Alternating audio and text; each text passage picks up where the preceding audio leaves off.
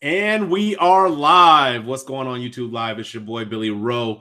Today is Wednesday. I'd like to welcome you to the first row. If it is Wednesday, then you should know what that means. It's time for your Wednesday word. That's Wednesday word. Jumping straight into it. Tonight's topic is mind control. What do I mean by that topic? I always like to explain what I mean by my topic. So what do I mean by mind control? What I mean by mind control is about interacting with our thoughts and how our thoughts can sometimes get into the way of our life. And so if we could just learn to control our mind, not as like a prisoner or as a hostage, but just control our mind and control our thoughts, then we could actually get ourselves out of our own way and accomplish the things that we want to accomplish in life. So that's what I mean by mind control. Tonight, I got about 5 tools that I want to share with you on what I thought would help you with mind control and really help me gauge or help me create the content surrounding this topic. What's going on, cousin?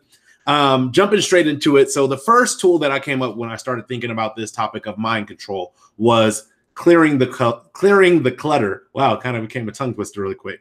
Clearing the clutter. And what do I mean by clearing the clutter? The best analogy that I can think of is a place that I love to be in, the kitchen.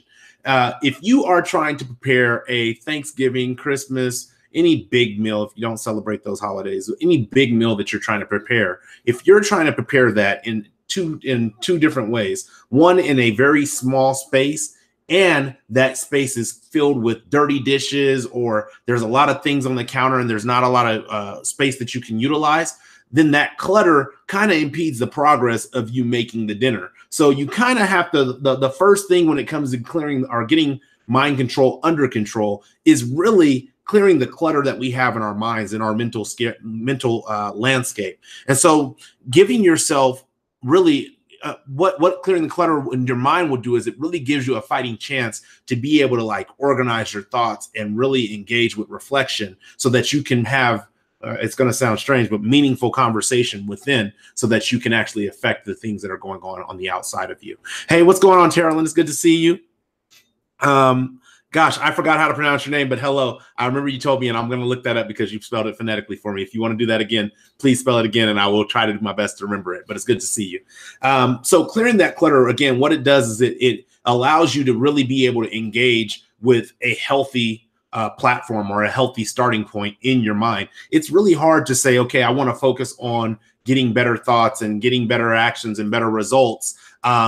Mentally, it's hard to focus on that when you have various distractions going on in your mind, whether it's, oh, well, I'm focused on the challenges that I have, or, I don't like my job, or, I don't have enough friends, or whatever it may be. My relationship isn't going right. When you're focused on all those things and there's all that clutter and it's not clear, it's hard to really get clarity on the thoughts and the path or the solutions that you need to move forward in life. So the very first tool that I came up with is clear the clutter. Siobhan. Thank you, Siobhan. I appreciate that. Welcome. The second tool that I came up with when it was regarding mind control was spend less time attempting to match your thoughts to the world. So what do I mean by that? The best way to put it, and that I really came up with to put it, was today's challenges that we're facing, the challenges we're facing today, can't really be solved with yesterday's solutions. If they were able to be solved with yesterday's solutions, we would already have solved these challenges. So we could take something as life impacting. I think it impacts all of us now in life, is cancer. If the problem of cancer, the issue and the challenges of curing cancer were able to be solved with yesterday's solutions, then cancer would already have a solution, a cure, and we wouldn't be as impacted by cancer today. So what attempting to match your, by spending less time attempting to match your thoughts to the current world, what that does is it enables you and frees you up to be innovative, to be an inventor of something new, a creator of something new.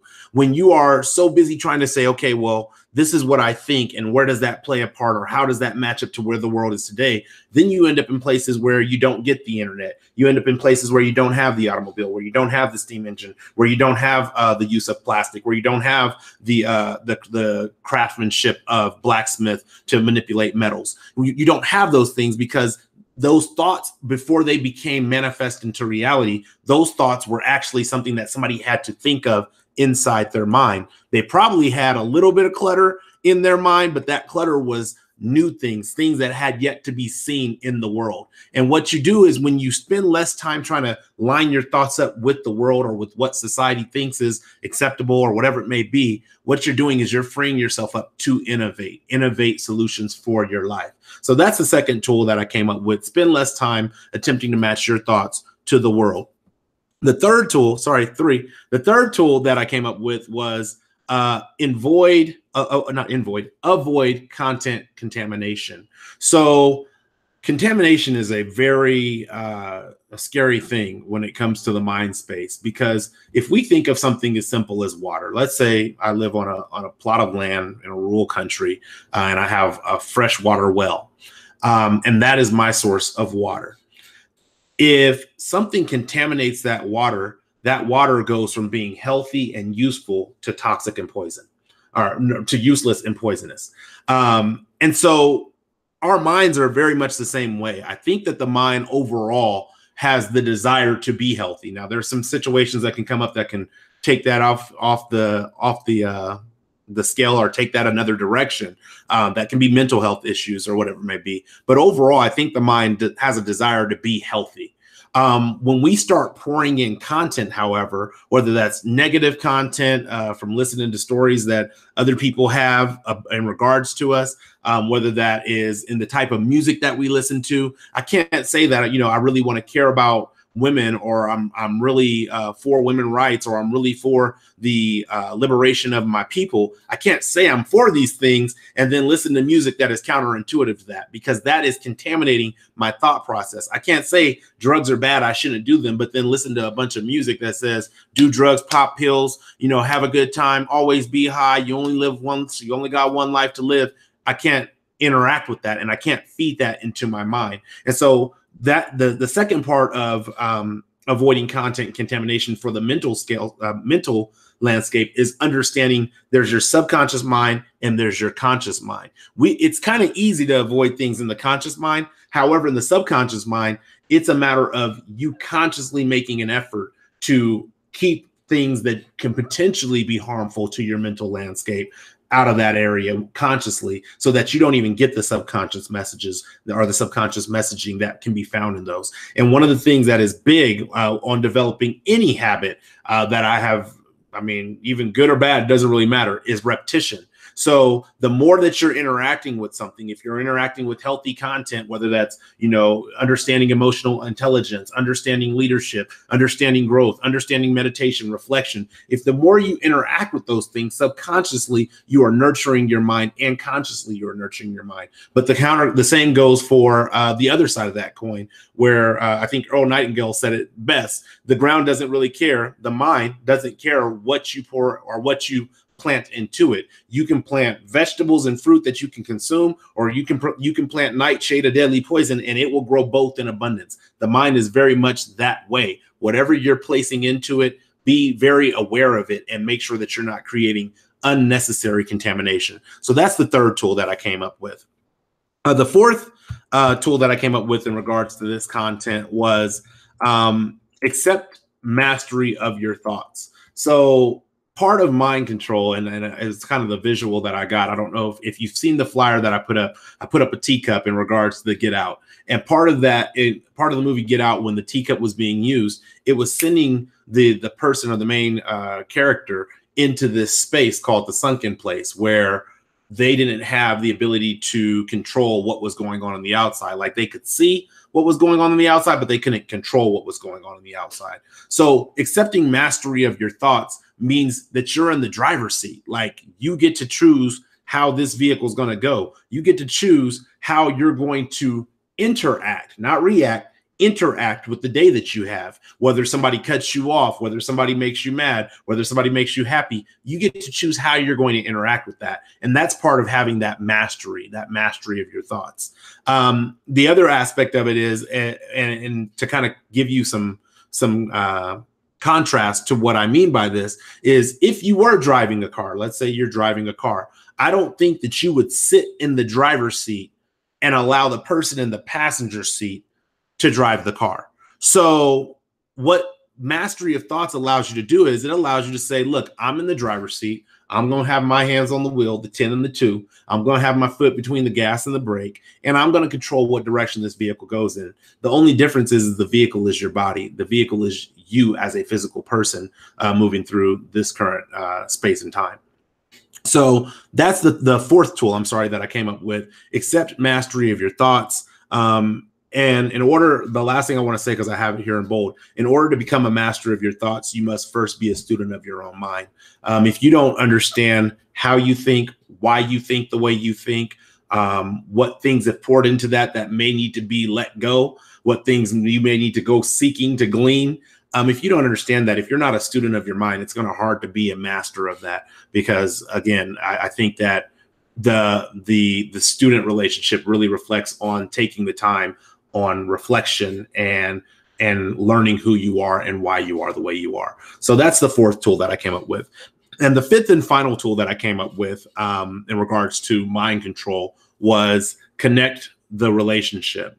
So I'm trying to think of the best way to explain this.